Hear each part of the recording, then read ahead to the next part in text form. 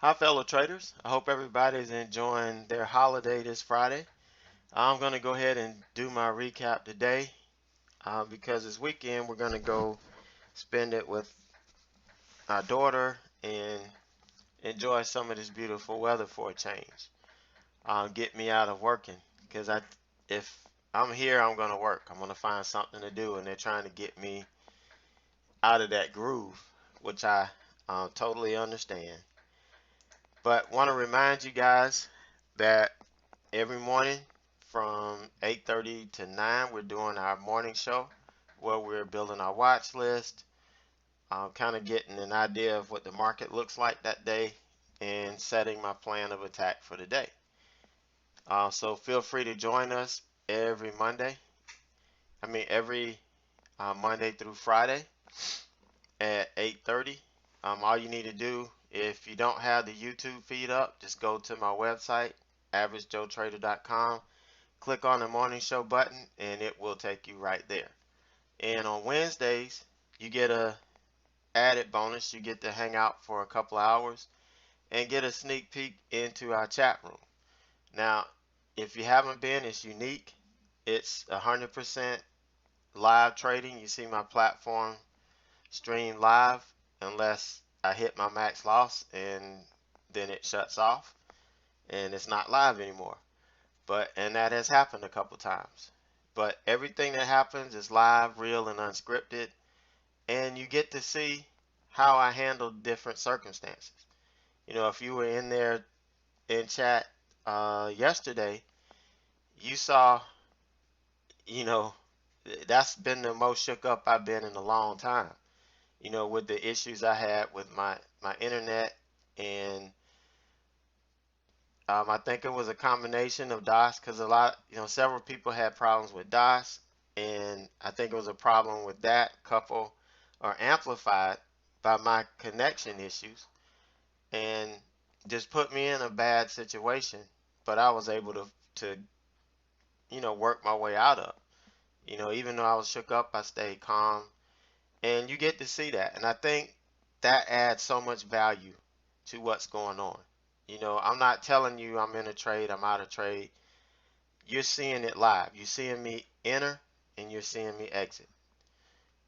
Provided we don't have any connection issues, you see it right there firsthand. So come join us, come check it out. We're there every day. Um, and these are the services that I have. Real quick, this is the day trading education chat room. I focus on education. I'm trying to teach you what I do, what's important. So just go to our website, check it out. Our day trade class has started. Another one is starting up this Thursday. So if you want to get in on it, just go to the website, averagejoetrader.com, and check out the services page. Everything we have is there. I'm not going to spend a whole lot of time talking about it, but just go if you're interested. Go check it out. Now, this is what I'm really excited about. My daughter came to me when she was over spring break and said she was really ready to get serious about learning how to trade. And I didn't approach her. I didn't tell her, hey, you need to start doing this. I let her decide because it has to be her decision. And, she sees how happier I am now than I was a couple years ago at my job. The day I left my job a couple years ago was the happiest day of my life. And she seen me be happy. She seen me be able to do things and provide things without worrying about money or worrying about how I'm going to pay for this or how I'm going to pay for that. I paid for her whole year of school without using any financial aid. We applied for it, we looked at it, but all of that came due because of trading. And I'm saying this because you guys can build the same financial stability and future for yourself. But it takes time and you have to do it the right way. And I plan on continuing to teach her how to do it the right way. She paper trades, and this is the what she did to the steps that we took. She learned the fundamentals of day trading, learned specific strategies and setups, practice using the simulator and paper trading, and now we're opening up a Suretrader account. I'm going to put $1,500 in it to start, just like I did, like I started with in January. And she's going to start trading live this summer with small share sizes as she continues to develop her skill, which is the same thing that I'm trying to teach everybody. And yeah, it's difficult. It's very difficult to slow yourself down and take this thing slow, because we're adults. We are used to doing things and getting things at our discretion, and that is just something we have to get out of. We have to go back and trust the process, and she's doing that. We had a good trade yesterday on, I can't remember what ticker it was.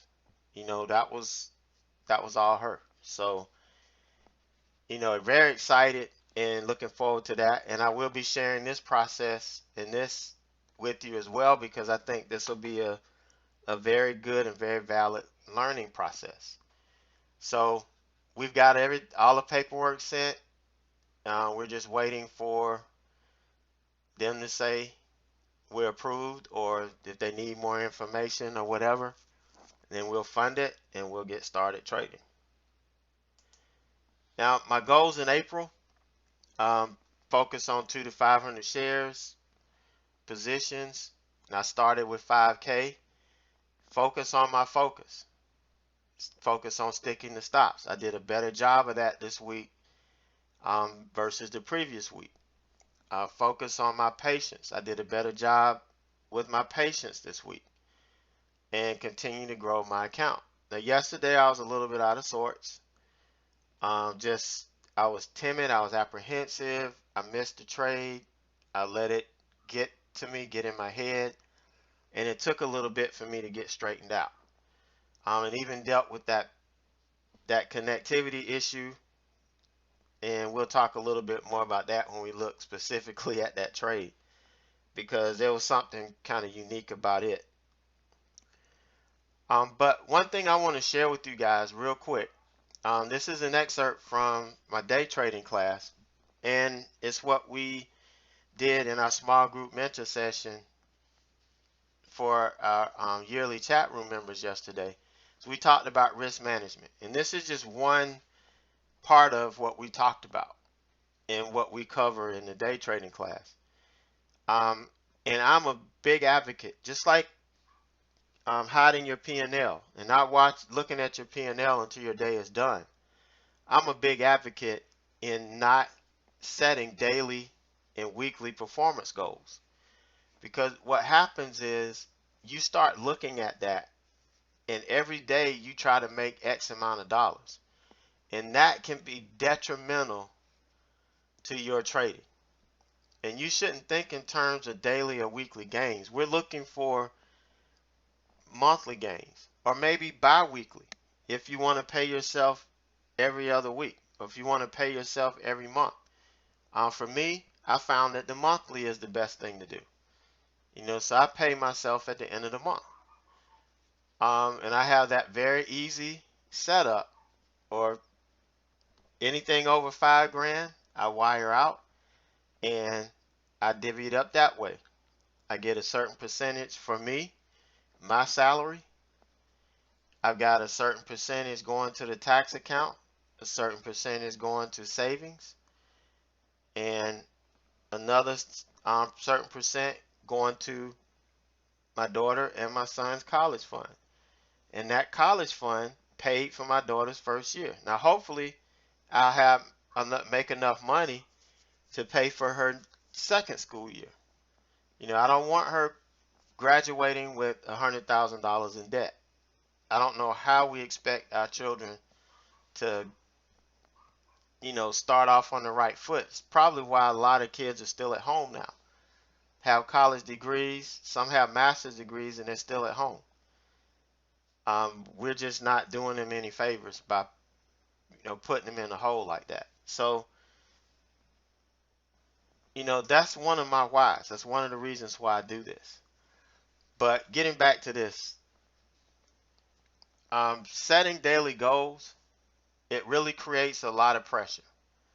And what it does is, if you're looking at your daily P&L and say you have a goal of $250 and you're at 198, how easy is it for you to think and say, hey, I can find a $60 trade real easy. I can get 600 shares on a little quick 10 or 15 cent scalp, and I got it. Well, you do that and you force a trade and it goes against you 30 cents. Now you're even further backwards.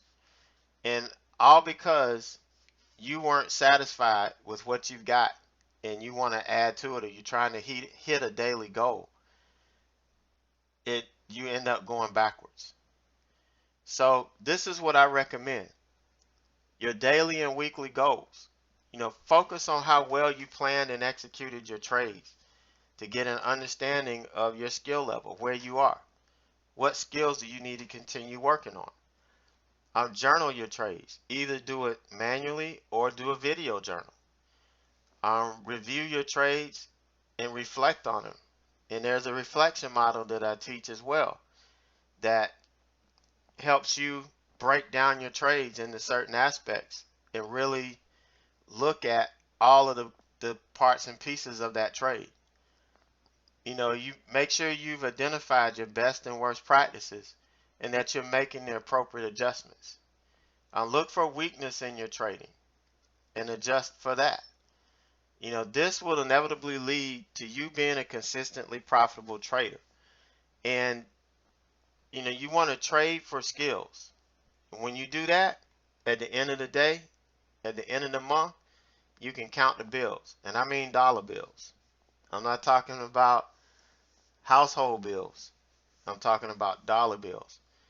Now, I was talking to a trader last night. I was doing a mentor session last night, and we were looking at his stats. And I wish I had thought to add this to the presentation, but we looked at his growth.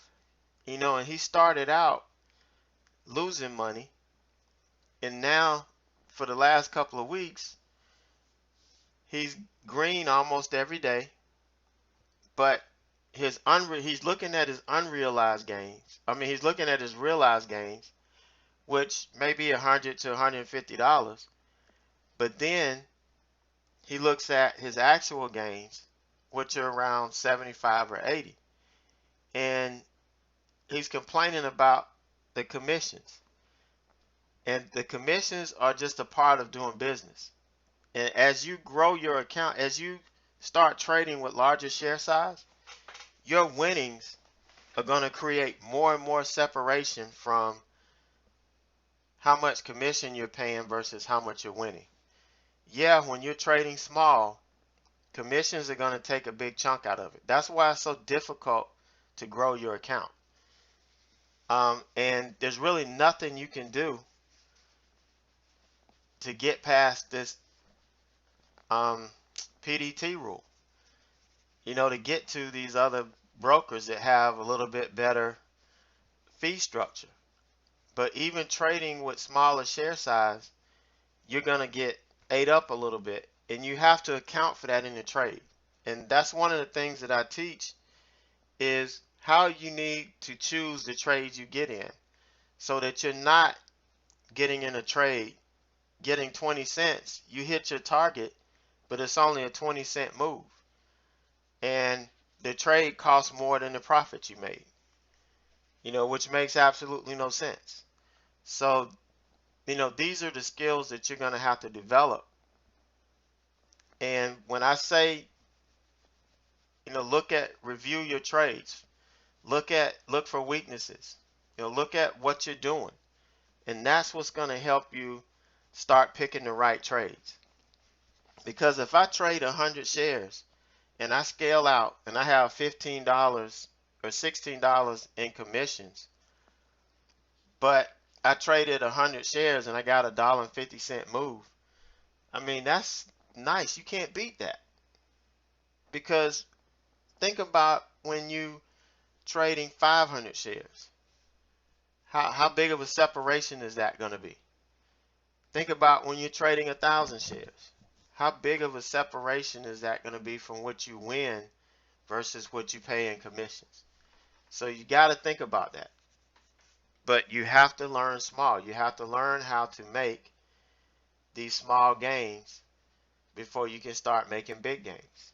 Then when we go to work anywhere, they're not going to pay us at the top of the pay scale. We're going to have to start at the bottom and prove ourselves. And that's pretty much what we're doing here. Is we're starting at the bottom, and we're proving ourselves. All right, so let's look at, finally, I know this is what y'all are waiting on. You don't want to hear me shoot off at the mouth. But these are my weekly stats from last week. Total net profit, $16.99.27. My gross was $20.47. So I only lost $3.47 last week, which was pretty good. Number one, it was a short week for me. Monday was abbreviated, and then we didn't have Friday. So there was a day and a half or day and 3/4 that I didn't have to lose money. So I think that works. I think maybe I'll just look to trade 3 days a week. That seems to be the best thing. So 79% profitable, 76.919% profitable overall. Now, this is what I'm going to talk about here in a minute. It shows I don't have any long trades, which was crazy because I know yesterday I accidentally went long because I covered my remaining position and then added 850 shares to that. But the way, and even though it showed separately on my Suretrader platform, when iBoss downloaded it, it looked at it as one trade because I never really closed the first short out. I just actually flipped it and added, I overcovered, which made my position long. And the way they figured it was a short trade because that was what I did initially. And this is what it looked like. When I uploaded it, it came up $312 profit on a short. And it went through the verification process. It got the check. And then I looked at the entry, and the entry was off. And I'm like, this doesn't make sense. So I go back and I look at the particulars that it downloaded, and sure enough, I got in at 9:59 at 47.32, and all of these entry and exit prices got refactored when I added to this position. I mean, it just screwed all of this up. So what it took was the first profit that I made. You see right here, this is my first entry, 9:59. I entered at 47.74. That's what I entered at. My first cover for 150 shares was at 47.10. So I made 64 cents on that first cover. And then here's where I screwed up. I was getting out because the platform started losing connection and it started acting stupid. So I was like, well, let me cover this. So I had 150 shares to cover it, but when the platform reset itself, it set my order back to 1,000 shares, which is the default order, on my platform is 1,000 shares. So when I executed it, it took me out. It covered my last position short at 47.01 or 02, And then immediately I went long 47.01. And by the time I could get logged in, because I couldn't even log in either on my phone or on my platform, I couldn't even log in for several minutes. And you know, I was going absolutely crazy. And my hands were shaking. And I mean, I was freaking out because I couldn't get logged back in. And by the time I got logged back in, I didn't even look at this thing. I immediately got out. I was up. How many cents is that? Um, 16 cents. I was up on 850 shares, which wasn't bad. I just clicked it. This thing did go up, I think, to 47.30 or something like that. But that wasn't what I was looking for. And, you know, all of that together, it added this profit to my short profit, added it together, but made it a short trade. So I didn't get credit for this long trade. This was still, for some reason, considered part of the short trade. I don't know why I did that, but, you know, that's the way iBoss did it at the end of the day. So you can see still looking to push up. I think this was was this Monday? Around Monday or so when we flattened out. This was the end of the week. I didn't take any trades, I think on Friday, or did I? I can't remember, of last week. But, you know, this week has been a very good week. Last week I did good. I think this week I did very well. My average winning trade, $127.95. My average losing trade, 69.59. So this is almost 2 to 1. This is just what I want. As long as I can keep this at 2 to 1, keep my profit percentage up, I'm going to make money. I'm going to continue to do well. My largest winning trade was actually the screw up, 312.09. But luck is this product of skill and preparation. If I wasn't prepared to deal with it, I probably wouldn't have this trade. So I was prepared to deal with it. My largest losing trade, 124.09. I stuck to my stops this week. I'm very proud of myself for doing that. Um, so all in all, a very good week.